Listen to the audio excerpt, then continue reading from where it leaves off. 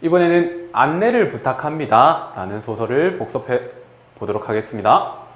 자, 제목 안내를 부탁합니다. 갈래 보니까 현대소설, 현대에 쓰여졌다는 거죠. 성장소설입니다. 자, 성장소설 지난 학기에도 배웠죠. 어떻습니까? 육체가 성장한 것이 아니고 정신이 성장했다고요. 그러니까 이야기 초반에 사람이 이야기 끝에 가면 정신적인 성장을 이루어지는 게 보여진다라는 겁니다. 그게 성장소설이고요. 그 다음에 교훈적 또 나왔네요. 고백적 나왔네요. 해상적 나왔네요. 그 다음 시점, 1인칭 주인공 시점입니다. 1인칭 주인공 시점이라는 것은 등장 인물이 자신의 이야기를 서술해 나간다라고 생각을 하시면 됩니다. 자, 그 다음 주제, 어린아이의 순수함을 존중하고 배려하는 어른의 이해심과 아름다운 모습이다 라는 거죠. 그러면 이 소설 속에는 어린아이의 모습이 드러날 거고요. 그 다음에 그 어린아이의 모습을 이해하고 배려하고 존중하는 어른의 모습이 드러나 있다라는 겁니다. 특징은요, 시간의 흐름과 공간의 이동에 따라 사건이 전개된다, 이야기가 진행된다 이렇습니다. 그 다음에 성인이 된 나가 어린 시절 있었던 사건을 회상하는 형식으로 구성된다. 이거는 윗글의 특성으로 옳은 것은 옳지 않은 것은 할 때 하나의 보기로 들어갈 수 있는 중요한 체크 포인트가 됩니다. 반드시 성인 된 나가 어린 시절을 회상하는 거죠. 자, 그러면 이제 본문으로 들어가 보겠습니다. 자, 이거 역시 본문이 굉장히 깁니다. 그런데 내가 몇 가지 짤막짤막한 일화들을 중심으로 장면을 구성했습니다. 그래도 겁나 길어요. 근데 여러분들 시험 대비를 위해서 최대한 줄여서 여러분들을 위해서 영상을 준비하고 있습니다. 그러니까 집중하시고 들어주시기 바랍니다. 자, 보겠습니다. 내가 아주 어릴 때 일이다. 자, 아주 어릴 때. 그럼 뭔 일이 있었는지 나오겠죠? 우리 집은 동네에서 제일 먼저 전화를 놓은 집이었다. 이렇습니다. 자, 이거 소설의 발단입니다. 여러분들 발단에서 어떤 내용이 나오죠? 인물 소개, 그 다음에 배경 소개가 나옵니다. 인물이죠. 우리 집 소개죠. 전화를 제일 먼저 놨다. 겁나 부자. 이렇게 되는 거죠. 2층으로 올라가는 계단 옆의 벽에 붙어있던 참나무 전화통이 지금도 기억에 생생하다. 반질반질 윤이 나는 수화기 전화통 옆에 걸려 있었다. 우리 집 전화번호도 생각난다. 정확히 켄우드 3105 죄송합니다. 번이다. 나는 7살 밖에 안 된 꼬마라서, 자, 나의 정보죠. 7살 꼬마라는 거죠. 전화통에 손이 닿진 않았지만 어머니가 전화통에 대고 무슨 말을 할 때면 마치 귀신에 홀린 듯이 귀를 기울이곤 했다. 7살 된 꼬마가 전화기에 관심을 기울였다라는 겁니다. 한 번 어머니가 나를 번쩍 들어올려 지방 출장 중인 아버지와 통화할 수 있게 해주었다. 아빠의 다정한 목소리가 들려오자 나는 머뭇거리면서 아빠 안녕 이라고 인사를 했다. 정말 요술 같은 일이었다. 이 요술 같은 일은 통화한 일을 의미하는 거죠. 그렇다면 7살 된 나가 전화기에 대해서 어떤 감정을 가지고 있다? 긍정적인 감정을 가지고 있었다라는 것을 첫 번째 문단을 통해서 보여주고 있습니다.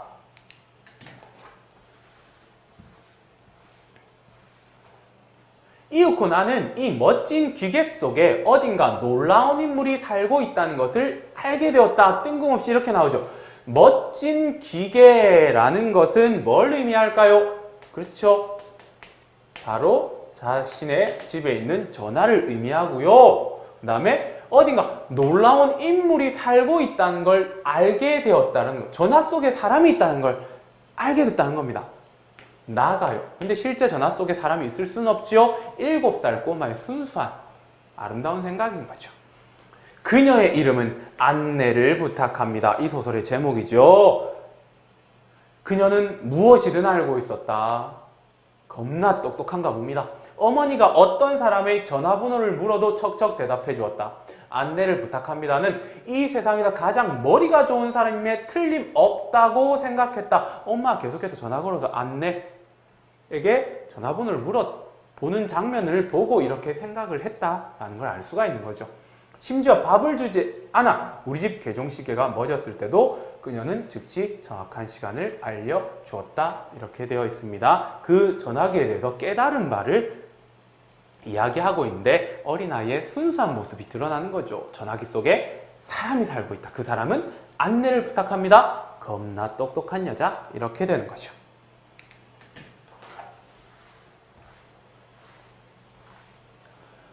내가 이 전화통 속의 요정과 처음으로 직접 이야기를 나눌 때는 어머니가 이웃집에 볼일 보러 가느라 집에 안 계신 어느 날이었다. 이렇게 됐죠. 자, 그런데 전화통 속의 요정이라고 표현했습니다. 왜? 신기하니까. 그러면 얘가 누군데요? 안내라고요. 안내 부탁합니다가 와 이제 직접 통화를 해본 경험이 제시되겠죠. 그날 난 지하실에 꾸며놓은 작업대 앞에서 놀다가 망치로 손가락을 찧었다. 어떠한 사건이 일어났습니다. 내가 부상을 입은 사건이에요. 망치로 찧었어. 큰일이죠. 너무 아팠지만 집안에는 나를 달래줄 사람이 아무도 없어 울어봤자 소용이 없을 것 같았다. 나는 쿡쿡 쑤시는 손가락으로 입으로 빨면서 집안을 헤매다 얻어친 게 배를 얻다. 그래, 전화통이다. 나는 얼른 응접실로 달려가 발 받침대를 끌고 와서 그 위에 올라섰다. 수화기를 들고 귀에 갖다 대자 누군가가 물었다. 자, 사건이 일어났어요. 부상. 그래서 나는 해결책으로 찾은 게 전화통이에요. 왜? 그 전에 경험상 전화통에 대고 뭔가 물어보면 전부 다 대답해 주니까요. 그 다음 보겠습니다. 무슨 일이 벌어졌을까요? 몇 번 바꿔드릴까요? 이렇게 되죠. 나는 키가 작아 가까스로 전화해 대고 말했다. 안내를 부탁합니다. 자기가 알고 있는 그대로 이 사람 바꿔달라는 거죠. 그랬더니 한두 번 짤깍 소리가 나더니 작지만 또렷한 음성이 귀에 들렸다. 안내입니다. 자, 희한한 상황입니다. 안내를 부탁합니다 했는데 진짜 안내가 나왔어요. 여러분들 현실에서 제가 SK텔레콤 쓰거든요. 좋은 통신사입니다. 여기다 114 해가지고 안내를 부탁합니다. 이러면 뭐라 그럴까요? 장난치지 마세요. 이러겠죠. 근데 예전엔 이랬답니다. 손가락을 다쳤어. 자신의 상황을 이야기해 주죠. 나는 전화기에 대고 울음을 터뜨렸다. 이제 하소연을 들어줄 사람이 생기자 기다렸다는 듯이 눈물이 펑펑 쌓였다. 엄마 안 계시나요? 안내를 부탁합니다. 물었다. 나 말고는 아무도 없어. 난 훌쩍거리며 대답했다. 그 다음 보겠습니다. 피가 나나요? 아니요. 망치로 손을 쳤는데 그냥 아파요. 냉장고 열 수 있나요? 네. 얼음 조각을 꺼내 손가락에 대고 있어요. 그렇게 하면 금방 아픔이 가실 거예요. 참 얼음을 꺼낼 때는 조심해야 해요. 안내를 부탁합니다. 상냥하게 덧붙였다. 이제 그만 울어요. 금방 나을 테니까. 웃긴 일이 벌어졌습니다. 114에 전화했는데 나 다쳤어. 그랬더니 그 사람이 친절하게 피나 물어보고요. 그 다음에 얼음을 꺼내 손가락에 대고 있어요. 안 아플 거예요. 그 다음에 얼음 꺼낼 때 조심해야 돼요. 그만 울어요. 금방 나을 테니까. 이런 식으로 친절히 대해준 겁니다. 이 글의 주제가 뭐였죠? 순수한 어린 아이에 대해서 배려, 이해심. 누구의? 어른의 이해심이라고요. 그게 드러난 장면이 되겠죠. 이때 안내 누구가 있습니까? 당연히 어른이잖아요. 어린아이가 막 뭣도 모르고 전화했는데 끊어 이 새끼야! 이게 아니죠. 친절히 그 상황을 이해하고 대답해주는 모습이 나와 있다는 겁니다. 자, 그 다음에 다른 여러 가지 일화도 나오지만 또 점프했습니다. 또 중요한 일화입니다. 보겠습니다. 우리 가족이 애지중지하던 카나리아인 패티가 죽었을 때 키우던 새가 죽은 사건이 벌어졌습니다. 그럼 얘 또 뭐 하겠어요? 또 전화하겠죠. 그러면 그때 어떻게 대응을 해줄까요? 보겠습니다. 나는 즉시 안내를 부탁합니다를 불러 이 슬픈 소식을 전했다. 가만히 듣고 있던 그녀는 이제 안내는 어른들이 흔히 하는 어린 아이를 달랠 때 하는 말로 나를 위로했습니다. 흔히 하는 말로 나를 일단은 위로했대요. 그런데 하지만 내 마음은 풀리지 않았다. 위로를 했는데 어떤 위로? 흔한 위로를 한 거예요. 그러니까 그 위로가 나한테 와닿지 않은 거죠. 위로가 실패한 겁니다. 첫 번째 위로가. 그토록 아름답게 노래하며 온 가족에게 기쁨을 선사하던 카나리아가 어떻게 한날 깃털 뭉치로 변해 새장에 누울 수 있단 말인가? 내가 받은 충격을 드러내는 겁니다. 그녀는 내 마음을 읽었는지 가만히 말했다.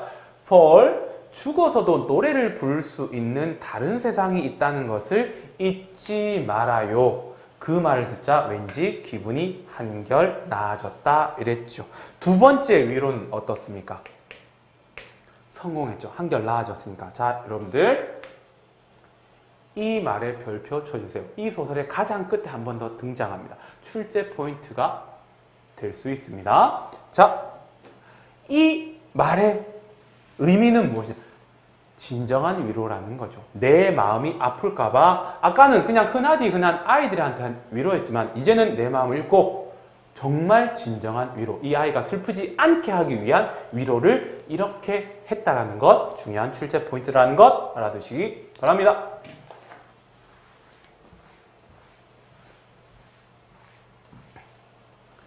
이 모든 일은 태평양 연안에 있는 시애틀의 한 작은 마을에서 일어났다. 이 모든 일 뭐였습니까? 나와 안내를 부탁합니다. 사이에 있었던 일을 말하는 거죠.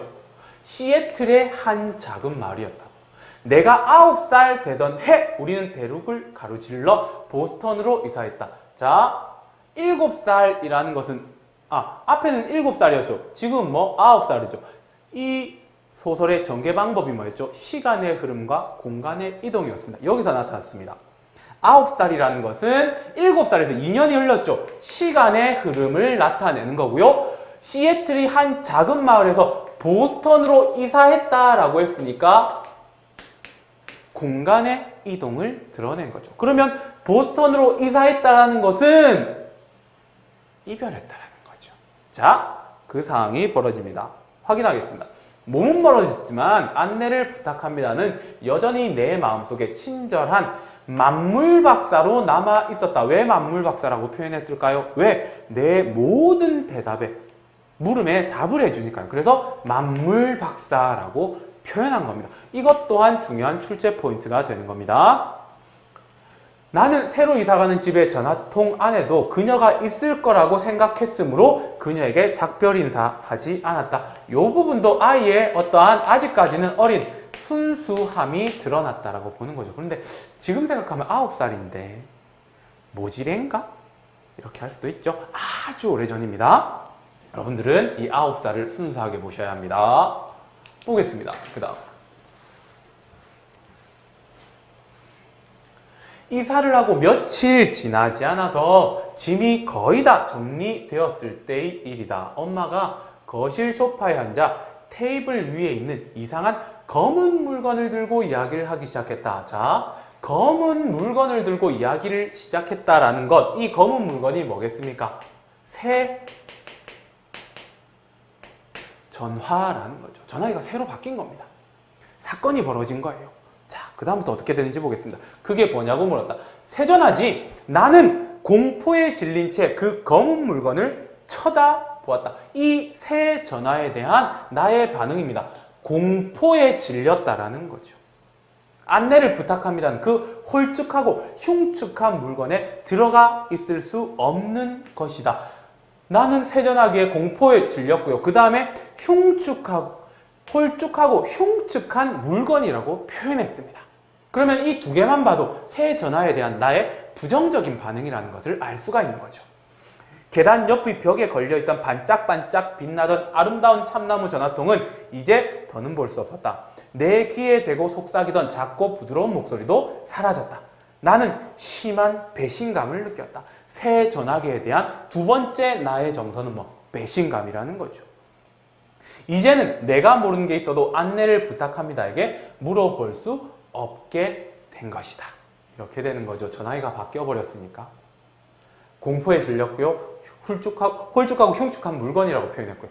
배신감까지 느꼈다라는 거죠. 아이니까 이렇게 표현한 겁니다. 아이의 순수한 모습입니다. 자, 그 다음입니다. 이제 이별을 하고 시간이 훌쩍 지난 다음의 장면입니다. 여러분들 이별이 있으면 그 다음 뭐가 있을까요? 만남이 있습니다. 만남. 어떻게 만나는 만남이 이루어지는지 이 작가의 의도를 한번 보세요. 누나가 결혼을 한 뒤 어릴 적에 살던 켄우드에서 그리 멀지 않은 곳에 살게 되었다. 이렇게 만남을 구성하는 겁니다. 어릴 적 살던 켄우드에 멀지 않은 곳에 누나가 살아요. 그럼 여러분들 생각을 해보세요. 여러분들 누나가 결혼을 했어요. 그럼 거기 갈까요? 안 갈까요? 여러분들이 갈 수밖에 없죠. 그러니까 작가가 만나게 되는 과정을 이렇게 일부러 설정을 해 둔 겁니다. 당연히 나도 켄우드 근처에 가겠죠. 보겠습니다. 몇 년 후 나는 대학에 입학하기 전에 누나 집에 며칠 머물렀다 간 거죠. 누나가 사는 동네의 전화국도 켄우드에 있었다. 어느 날 오후 별 생각 없이 누나의 전화를 집어들고 귀에 갖다 댔다. 그러자 몇 번을 바꿔드릴까요? 라는 목소리가 들려왔다. 나는 마법에 홀린 듯 무의식적으로 안내를 부탁합니다. 예전 그대로 한번 해보았다라는 거죠. 한두 번 짤깍거리는 소리가 나더니 이어서 귀에 익은 목소리가 들려왔다. 안내입니다. 자, 어떤 상황이 벌어졌습니까? 다시 만남이 이루어진 거예요. 그 이후에는 어떻게 됐을까요?